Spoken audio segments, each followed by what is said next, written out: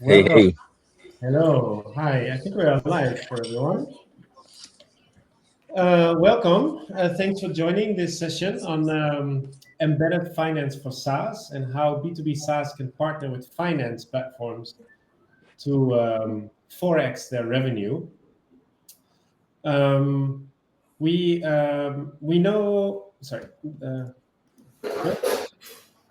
So we are covering a few things today because we want to speak about the opportunity that embedding finance brings for SaaS companies like yourself. And we want to make it very practical. So we are covering three very practical things today. How do you know if embedded finance actually makes sense for your business? How to embed finance, some very practical steps, and what results you can expect from embedding finance. And then obviously we will end up with a Q&A with the questions. We have some support on chat also today. So if you have questions, please fire them away on the chat and you will be answered there right away by our team of Adele and Eva. So why are we holding this webinar today? Because we've seen some market highlights, and these figures are based on 2024, but we've seen a $185 billion total addressable market on embedded finance. And we've seen that 40% of the SMBs, they want financial services from the platforms that they are using. So there's an enormous opportunity there, which leads actually to an average of 3 to 4 times X revenue growth for SaaS companies offering embedded finance. And the great thing is that 80% of that market is still untapped. So there's a huge opportunity for SaaS leaders and founders and companies who are jumping into this right now. And we are super excited to speak about this and to go in depth more. And obviously, I'm not doing that alone, but I'm being helped by 3 fantastic speakers that we have today. So first of all, we have Maxime. Maxime is the founder of AMI Strategy and our very own in-house Fintech Partnership expert. Hi, Maxime. Hi, guys. Happy to be there with you. Thank you. And then we are very honored to have Gabriela Oliveira online as well. She's the team lead of the technology partnerships at Mollie, a well-known payment provider from Amsterdam. Hi, everyone. Super excited to be here today. And then we have Andreas, who's the co-founder of Introw. Hello, guys. Let's go for it. Yes, let's go. So before we dive into those very practical topics, Maxime, maybe we can just set the stage here. Can you tell us what exactly is embedded finance? Yeah, sure. So it's very easy to understand. Embedded finance means integrating financial services into a platform or adding more financial services to a fintech stack. So that is very easy to understand, and then you can implement or integrate different things like payments, lending, bank accounts, cards. We'll deep dive into that later on. But yeah, that's it. And if we can give an example, maybe for a B2B SaaS, Ruben used to work for Muse, property management system. So as an example, you can send a payment link before the checkout. So it's easier, for the guest for checking out to pay the bill and then don't queue up at the reception. So that's an example. And today we have Mollie, so we can give also an example, between Mollie and Conto. Conto is a famous French fintech for B2B accounts. They partnered together this year for, I think, a massive partnerships, and Conto added more payment methods. They also, give real time transaction and info to the customers. So it's also, adding value to the customers and bringing more financial services on the table. Yeah, clear. Okay, so now that we're very aligned on what exactly embedded finance is, let's dive into it. And let's start with the first option. So how do you actually know if embedded finance or embedding finance actually makes sense for your business?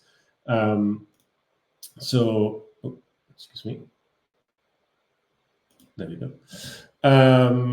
Because not every SaaS company actually should embed finance. Obviously, there are some some clear markers there and some clear triggers that should be make it clear why if you can embed finance. Some of them have to do with your business model, your customer needs, and your readiness, obviously, because you have to be ready to take this on. It's not an easy thing it's not an overnight decision to take. So Maxime, maybe we can start with you. According to you, what are the strategic signals really that could tell a founder like, yes, embedding finance is something that I should do? So usually what I see, is that you have a high engagement on the platform. So it means that your users are running critical operation with you. So from my point of view, it means that you can embed finance at this point. Sometimes also, you're working with different kind of customers, but some of them are having, treasury problem. So it means that you can maybe help them to have liquidity, and bring more capital on the table. So it's helping them to have a better treasury.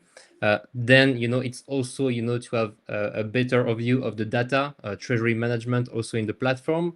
So what does it mean? It means that if you're providing payments, capital, or any other financial services, we'll have more data into the platform, so more stickiness to the platform. So yeah, for me, that's it. The right signals always come from the customers. It means that you must, know your customers perfectly well and know which type of, I would say, services you may embed. Usually we are going to speak about that, but it starts with payments. But right now we are also see a massive case in Europe as the e-invoicing is growing more and more in Europe. We have the case in Belgium with you, Andreas. It's coming in France 2026, and of course you can embed payment links, capital into invoices. So I think a very good use case today to develop for B2B SaaS. Cool. And if we turn it around, Gabriela, what are you looking for as a payment provider in SaaS companies?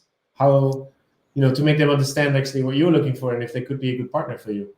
Of course. And I think for some background, I've been in partnerships for the last 10 years. And whether you are in SaaS or in payments, it all goes back to having a shared value, shared goals, and having the idea, like what Maxime mentioned before, that you want to grow the customer together. So I think this is the main thing we look for, because you can have ticketing company, you can have a food software business.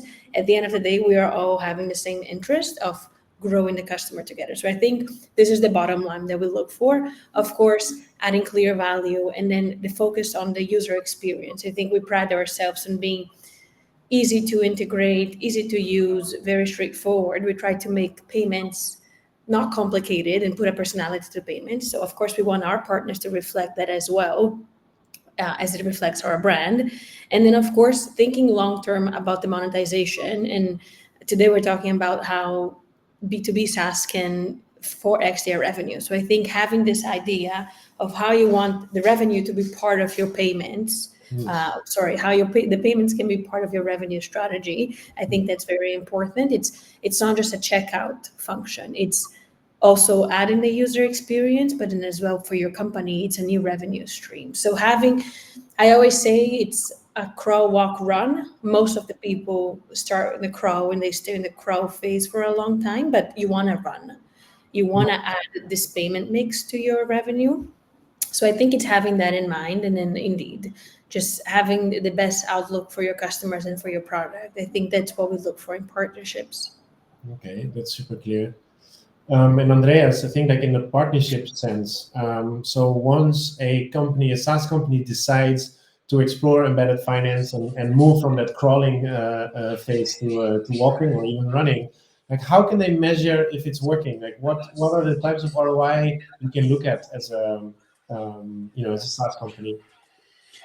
Well, in terms of ROI, it depends a lot on what you want to measure. Of course, in the initial phase, a lot of companies would actually say, okay, is this partner attributed revenue? Is this partner influenced revenue? By having that integration with, for example, a Mollie, you might want to track, are we actually selling more of our initial product thanks to this partnership, thanks to this integration? Are we actually upselling existing customers? So this is a very interesting part that is, I think, in partnerships a lot of the times forgotten. It's often we think about new logos and net new revenue, but a lot of the times, and definitely in cases when you start to embed, for example, finance, it's how is actually a partner influenced upsell, or how is actually accounts that we had already, how is that actually impacted by this partnerships.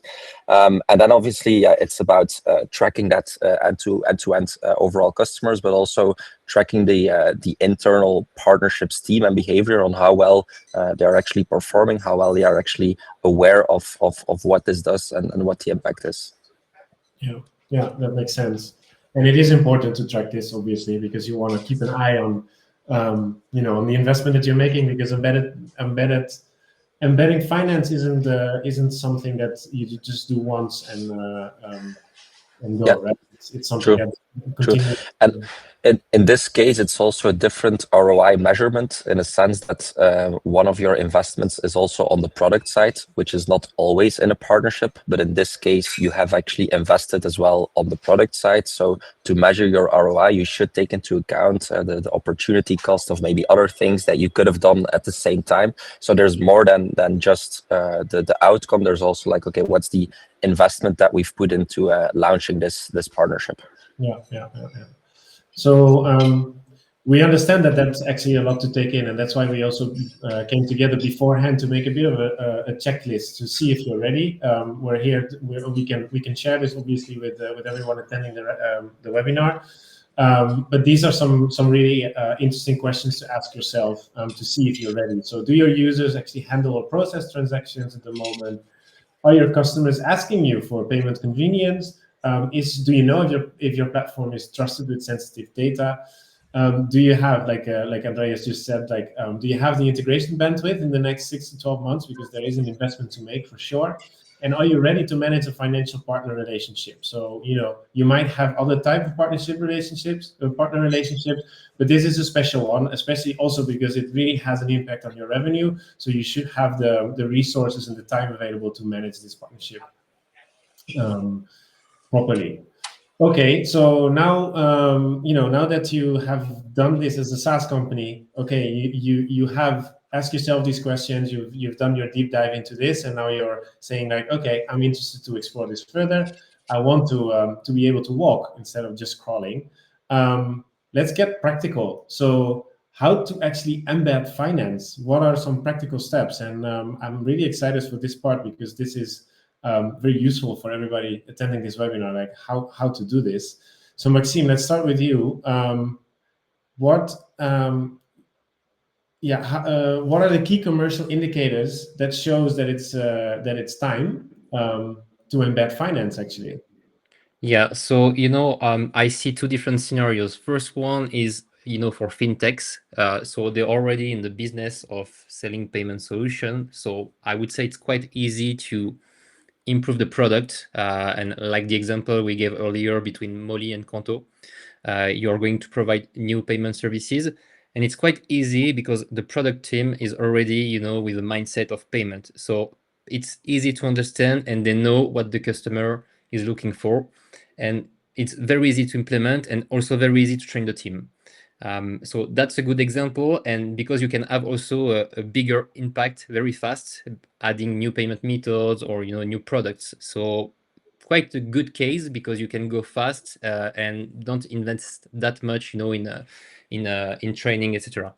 When it comes to B2B SaaS, what I see is totally different because often, they are looking how they can maybe increase the pricing or have a new product, go to a new market to have a better commercial performance, but they are not thinking about embedded finance. So it's totally different because you have to think your SaaS in another way, how you're going to create more stickiness to the platform, create new services, and how you're going to monetize that to your existing customers. So from my point of view, always the same. You start with the customers, you interview them, you see what they are looking for at the moment. So that's for me the first step. So you see which part of the embedded services they want to implement. As I said, what I see, and Gabriela maybe can confirm that, it's often starting with payments because that's something easy to implement. But also right now, I see a major move with capital to provide, more capital, because we know right now that money is not that easy to find. So they have treasury problem. So for SMB, it's very also important to have access to capital solution. Then I think there is a major step, which is to implement that internally. So you need to be aligned internally, because you're not a fintech, you're a B2B SaaS. For you, it's not native to implement financial services. So you have to see how you're going to build the product, how you're going to train the team, how you're going to sell that to the customers.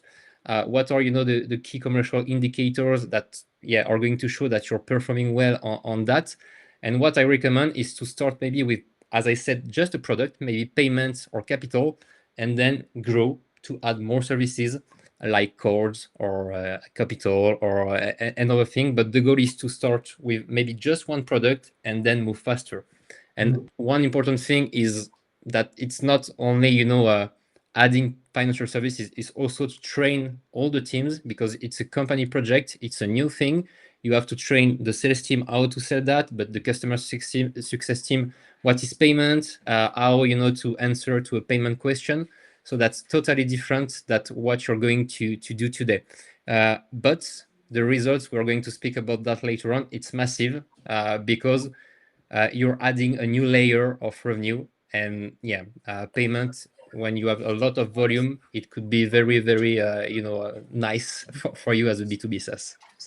It's cool. Yeah.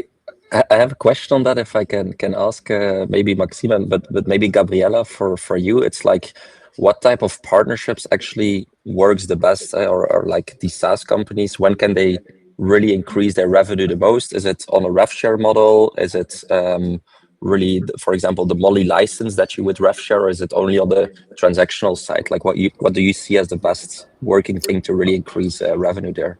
I don't think there is a cookie cutter answer to say what's the best. I think it should be reflective also of the stage of the company. If you're starting your company today and you're still going after your own positioning in your own market, I don't think offering capital cards and everything else, I think we're missing a bit of the focus here. I think you need to stay true to what you're doing as a business, and then it's how you're going to add more value and create stickiness. And I think starting with payments is one piece, and then now we're actually rolling out capital to our partners that have already been successful with payments. It's almost like a 1, 2, 3 steps. So within the partners we have at Mollie, we have partners in a rev share. So they're very crystal, and they're the first, I would say, way to monetize payments and on the rev share model. And then we have partners there on the gray white label setup. Compared to some of our competitors, we do all the in-house work, and then we just let the actual SaaS company market their own payment solution. So let's say Introw payments. So there's no cookie cutter really answer. I think it's really the appetite, and have you reached a certain product maturity and market maturity that I think would allow you to explore further. I think if I were to start a SaaS company today, I would definitely put payments as the core of my strategy. Not the core, but part of the core. Because I think ultimately it's how can I also play with the pricing of my SaaS fees, and how can I recoup some of the investments via payments. Yeah. And maybe we can also add, that there is different business model, between cards, payments, or capital. So you can earn different things, from your partner on I would say each financial services that you're going to embed. Yeah. And Gabriela, to stay with you, like, I can imagine that you've seen many successful implementations of these partnerships. Do you recognize any common pitfalls, or actually like something that sets success apart from failure? Yeah, 100%. And it goes back to what I said earlier. A lot of the learnings we have from SaaS, we also see it in payments. An integration is 50% of the work. Okay. You integrate it with Mollie, it's not going to solve your problems. It's how you adopt it is the other 50%. And I think a lot of not the failures, but a lot of the pitfalls we see, it relies on how do we actually get the market to adopt the payments module. So I think a lot of the work we actually do on our side is also walking hand in hand with the partners. Okay, you've integrated Mollie. What else? What's next? How are you going to market this? How you're going to monetize, and how you're going to position it as part of your own SaaS offering?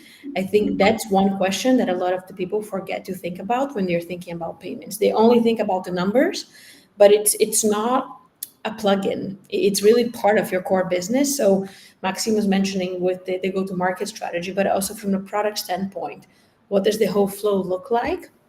So I think it's really making sure that the adoption is there from the early days on production and the product management side, but also to the actual go-to-market. So getting your first beta users, creating customer cases from that. And then once you get a few customers, let's say 5-10 customers live with your payments module, I think you're already leaving that pitfall area, risk area. But integration is as important as adoption, I would say. Yeah. And then there's something that is maybe looms a bit over this as something that is conceived as very very difficult or challenging, and that's compliance. So you obviously you're partnering with your partners. So I'm wondering, like, how does Mollie handles what does Mollie handle in terms of compliance, and what is your responsibility? What is the responsibility of the partner? So we take a lot of the responsibility when it comes to compliance. So KYC, AML, transaction monitoring, all of that is part of what we do day in, day out. We don't shift the responsibility. We want to keep that responsibility. Yeah. And when it comes to the actual partner's responsibility, I think it goes back to transparency. When you are selling, and if you have a payments integration, is explaining to your customers, here are your payment partners. We work with some partners that have 30 payments integrations, but they are global and they work with every single payments company out there. I think it's important for you to stay transparent. This is the type of integration we have. Not every payments integration is also the same. So I think it's explaining to the end user, this is the difference between Mollie, Stripe, Adyen, and this is what we are offering. I think it's, at the end of the day, we are touching people's money, and you as a SaaS company, you will also be now part of this money equation, and people get nervous about that. So it's reassuring them that as a company, you are now partnering with Mollie, and Mollie is a company that's been for 20 years working. We powered 300,000 businesses. So I think it's giving that a bit of a validation and comfort to them that their money is in safe hands. And then, of course, you're not misrepresenting any financial services, and then respecting the typical data privacy rules. But I think at the end of the day, we want to make sure that we, from the SaaS perspective, we take a lot of the weight from the SaaS companies, and then we keep that at Mollie. It's included in our services. We don't charge for it. It's just what we do. And then we let the SaaS companies just sell their own product and focusing on offering a good customer experience. Yeah. So basically, if we demystify the compliance a little bit, we can see that actually the PSP partners, they're doing what they do best. They take care of the licensing, the know your customer principles, the AML, the reporting, and the SaaS. They can really focus on what they are. What are their strong suits. So the UX, the customer communication, and what you said is very important. The transaction transparency, and I think that's something that they also learn, that they get from you when you choose a good PSP partner. You understand that transparency, and you are able to communicate that well to your customers. And if I may add, I think before joining Mollie, I was always in SaaS, never in payments. So you come to payments, there's a lot of jargon and a lot of hidden things that we don't think about. When you're negotiating with a payments company, you're going to think, okay, what am I paying for a credit card transaction? But besides of the transaction, there are other questions that we should also be transparent. Like, is there a rolling reserve? Will the payments company retain some of my money for X amount of days? Is there a settlement delayed if you're using a subscription so the money doesn't come automatically into your account? So I think these are always questions that you should be asking your payments partner. What does that look like? So you can also communicate that to your consumer, so they are not freaking out, where is my money? And then they're having cash flow issues. Yeah. It's an important one. Okay, so then let's move on to maybe the most exciting part, like what are the results that you can actually expect. But before we jump to the results, I wanted to ask Andreas, because you're really like in this partnership sphere on how to make the best out of these partnerships, like to ensure that you can actually get expect the best results. Like it depends heavily on internal alignment, right? So can you explain why embedding finance isn't really only a product or a financial decision? Yeah, 100%. So yeah, maybe as a reintroduction. So yeah, I'm Andreas, the co-founder at Introw. So Introw is a partner collaboration platform. So then you have that as a background. So basically what we've seen a lot is that in these types of product partnerships, the product integration is not the most difficult part. Today, companies like Mollie have such an easy flow to actually make that integration easy to build from a product standpoint. But then there's the go-to-market perspective. And then we're really talking about, does my sales team know how to sell this embedded finance? Do they actually know what we need to do? Do they know how that is, for example, different than our competitors? So really enabling them along the way is very important. You can automate that end to end, so you can automate the full enablement. You can even co-sell or collaborate in real time with a partner like a Mollie, because for some larger deals, you might want to involve a partner like Mollie as well, and really co-sell together with a partner like Mollie with your team to actually move the deal forward. So don't always see these types of transactions or these types of partnerships as transactional partnerships. They can be for the long tail, but also be aware that with a good partner like a Mollie, for example, you can really go into a co-sell motion where you collaborate together, close the deal together, and obviously the better that your sales team knows how to sell it, the faster those deals will actually go to a closed one. So enablement is really the key here. This integration is only a small part. You really need to make sure that your sales team is aware of how they can actually sell this and what it means from a product perspective. Yeah, and Gabriela, if I can ask you, what is your experience in, like, from starting this partnership to actually getting to, like, how long does it take to see these results? Like when you put in the effort, like Andreas says, besides the product, and you really work on that relationship, how long does it approximately take to start seeing like the first results? So we work with one company, and I'll reference them throughout the story. They started with Mollie about 3 years ago. It took them 5 days with one developer to integrate the white label solution. They are an edge case because the average, I'll say, it's 2 to 3 months. But it took them 5 days with one developer. And 3 years ago, their payments revenue represented 5% of their overall revenue. We brought them for a Q&A with some of the team here recently, and their payments revenue 3 years later is now 50% of their total revenue. And they're not selling not high ticket transactions. It's really 10, 15 year transactions, and they've been able to shift. So it's a company of 12 people also. So we are not looking at a company of 300 people. It's really a short and lean operation that they have.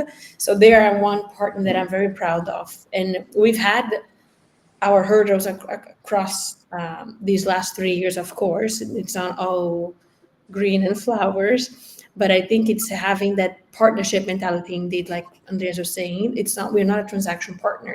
We're extension of their company, and they are an extension of Mollie. So it's they did it very well in 5 days, and the adoption is something that we work on daily. They're now expanding to Germany. So how do we break into Germany? Expanding to the UK, how do we introduce them to the UK? So that is a constant work. But I think on average, a company would take 2 to 3 months to implement, and then adoption it's like a partnership. It's a daily exercise. Yeah. And Maxime, like you are basically like combining those two roles. You understand very well what a PSP requires, like what this relationship requires, and also work very closely with the SaaS companies, and you've done a few of these collaborations before yourself. What revenue uplifts do you typically see? We mentioned like 3 to 4x. Is this really like realistic, and can embedded finance really deliver these type of results? Yeah, indeed. Yes. No, that's the case. It seems to be massive because you're used to pay like a license, etc. But when you move to payment solution, as Gabriela said earlier, you can have different stream of revenue like capital payments or accounts. Giving you an example, right now we are helping a French B2B SaaS named Outil. And it's like a mini ERP. Happy to share my screen if you want to see the tool. I don't know if it's possible, but Yeah, I think so. Let's see if it technically works. Do you see my screen? I don't know if they... Let's try again. There we go.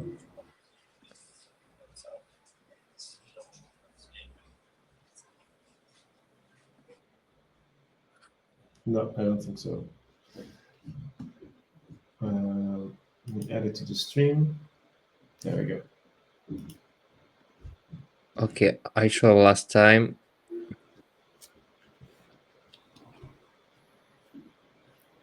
No, it's not working. No.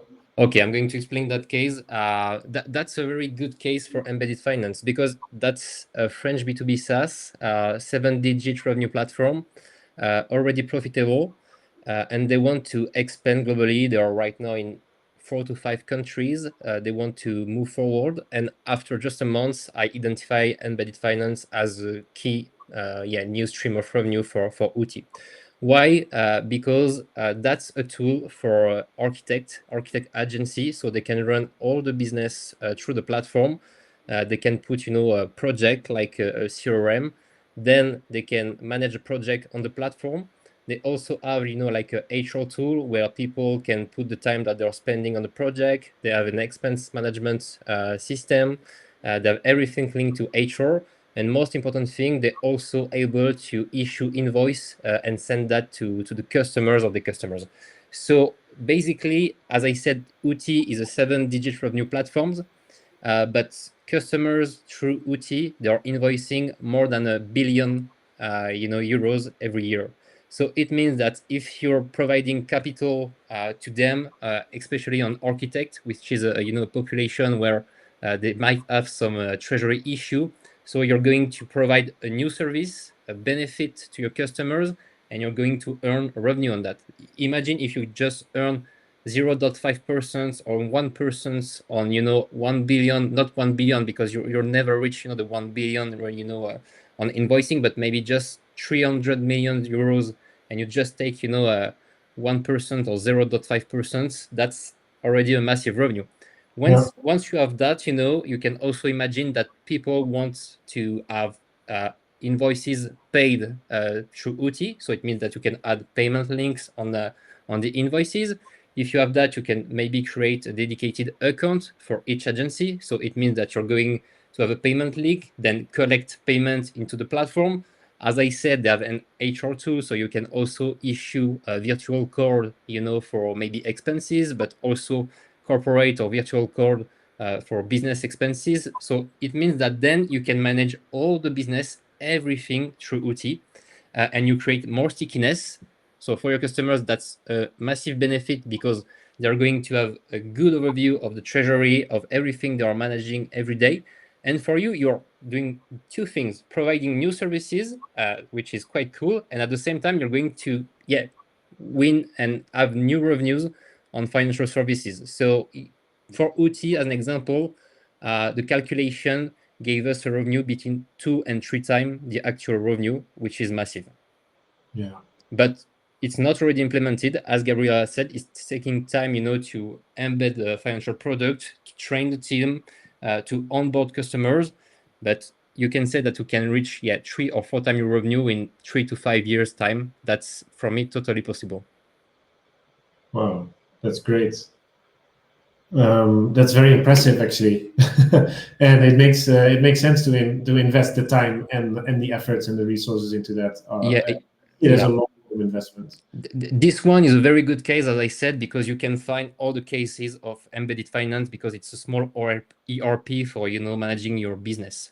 Sometimes you may be just going to put payments or capital, so you're going to earn less. But just imagine if you can just add double your revenue or just do 1.5 your existing revenue. That's already massive and a massive opportunity for you to add services to your existing customers and grow faster.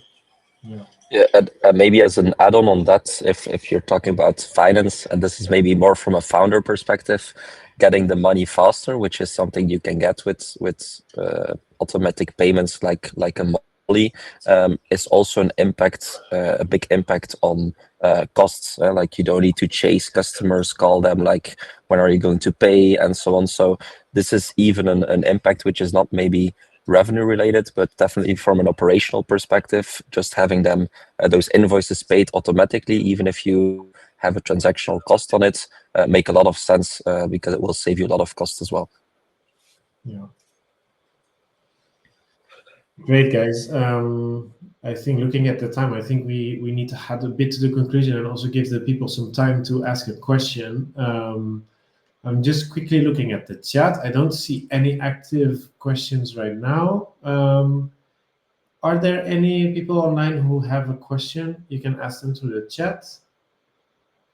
Maybe for our speakers to reply to them live.